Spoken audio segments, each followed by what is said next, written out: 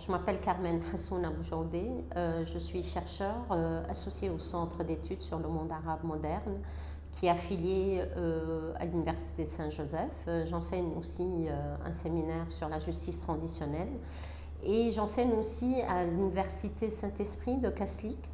Je suis politiste et aussi j'ai une formation, j'ai travaillé longtemps comme journaliste. Et j'ai travaillé en fait avec une organisation internationale en 2011 et 2015 qui s'appelle le Centre international de la justice transitionnelle. La guerre du Liban, c'est la guerre entre 1975 et 1990. On donne d'autres noms à la guerre. On parle de la guerre civile, on parle aussi de la guerre des autres, ou la guerre pour les autres, comme un peu Ghassan Toini, qui est un journaliste et intellectuel qui avait un peu utilisé cette formule. Alors la guerre s'est terminée un 13 octobre 1990. En fait, c'était l'ultime combat qui a été mené contre le général Michel Aoun, qui est actuellement président de la République. Où le régime syrien en fait a pu mettre la main sur le Liban et a commencé une nouvelle période, en fait, on peut dire, dans la guerre, parce qu'on parle de la fin de la guerre, mais en même temps c'était le début d'une nouvelle époque, on peut dire une nouvelle période historiquement, qui est celle de l'occupation syrienne, ou ce qu'on appelle aussi la Pax Syriana. Et justement, quand on parle de paix syrienne, c'est une paix négative. Ce n'est pas une paix positive, un peu en reprenant Joran Galtung qui parle de paix négative, paix positive, c'est ce que j'enseigne à mes étudiants.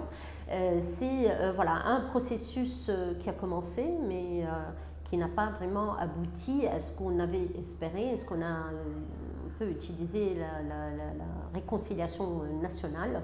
On a commencé par un peu ce concept de réconciliation, sans passer par ce processus nécessaire de traitement en fait du passé, du legs, des violations graves des droits de l'homme.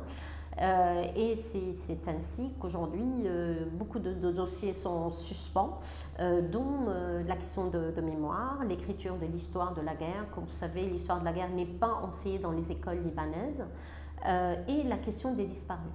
Les disparus de la guerre, c'est une question centrale qui n'a pas été traitée jusqu'à aujourd'hui, mais quand même, il faut le dire, et ça c'est voilà, l'actualité. Le 12 novembre 2018, le projet de loi sur la création d'une commission nationale sur les disparus a été adopté par le Parlement libanais. C'est un Parlement en fait, qui a été élu en mai 2018, c'est le nouveau Parlement avec de nouveaux membres. Et pour nous, bon, c'est une victoire. Hein. Surtout, c'est une victoire pour le comité des familles des disparus qui ont lutté depuis 1982 pour leur droit de savoir. Le comité des familles des disparus a été créé suite à l'appel d'une femme, en fait, c'est Wadad Halwani, qui est la femme dont le mari a été kidnappé chez elle, à la maison, chez eux, et qui est disparue et qu'elle n'a plus retrouvé. Et elle a lancé un appel à la radio et pour toutes les personnes qui vivent dans la même situation. Et c'est comme ça que le comité a été créé et que depuis, le comité continue de lutter pour le droit de savoir. Le savoir, voilà, le sort des disparus. Ils ont fait plein de sit-in durant la guerre, après la guerre, des campagnes, dont une qui est très importante sur le droit de savoir en 2000. Et un processus s'est mis en place en fait, qui est d'abord, ils ont fait pression sur les autorités pour créer une commission pour pouvoir enquêter et comprendre ce qui s'est passé. Mais on était en pleine période d'occupation syrienne.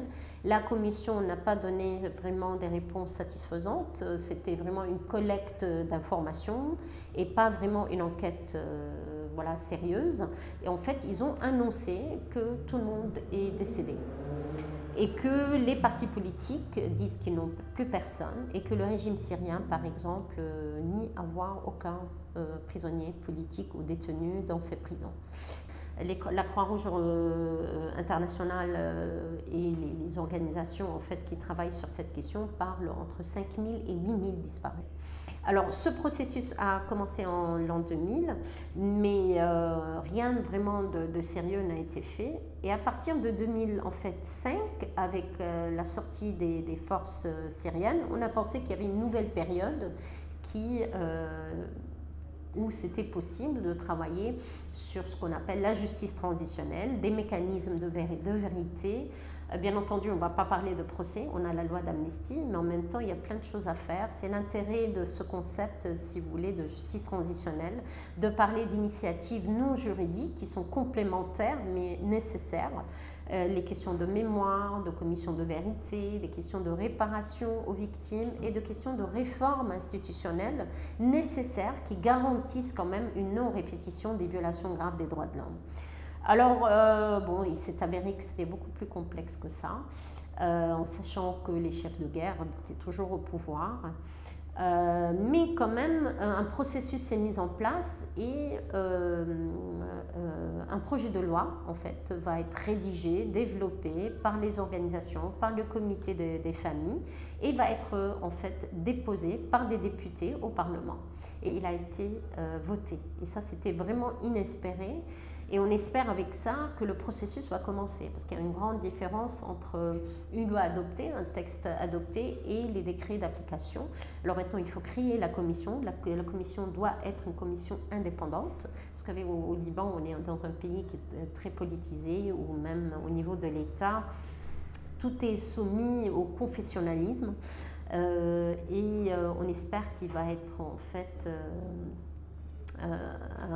une entité qui va pouvoir travailler de manière professionnelle sans que les politiques en fait, ou les politiciens se mêlent de ces affaires, qu'elles puissent faire un travail d'identification quand même, d'enquête. Et voilà, ça c'est sur la question des disparus.